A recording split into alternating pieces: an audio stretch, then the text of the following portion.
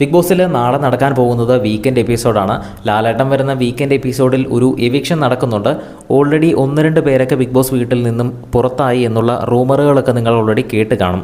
ഇൻസ്റ്റഗ്രാമിലൂടെയും യൂട്യൂബിലൂടെയും ഒക്കെ ആയിട്ട് 2 പേരുടെ എവിക്റ്റായ വിവരം നിങ്ങൾ അറിഞ്ഞു കാണും.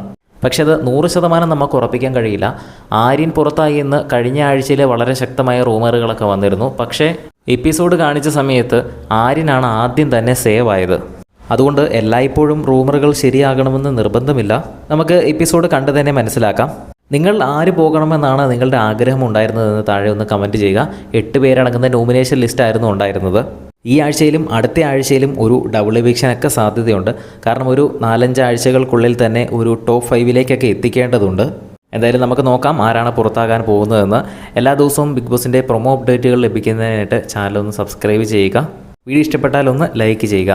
ഈ ബിഗ് ബോസ് സീസൺ 7-ലെ നിലവിലെ നിങ്ങളുടെ ഏറ്റവും ഇഷ്ടപ്പെട്ട മത്സരാർത്ഥിയുടെ പേര് താഴെ ഒന്ന് കമൻറ്റ് ചെയ്യുക.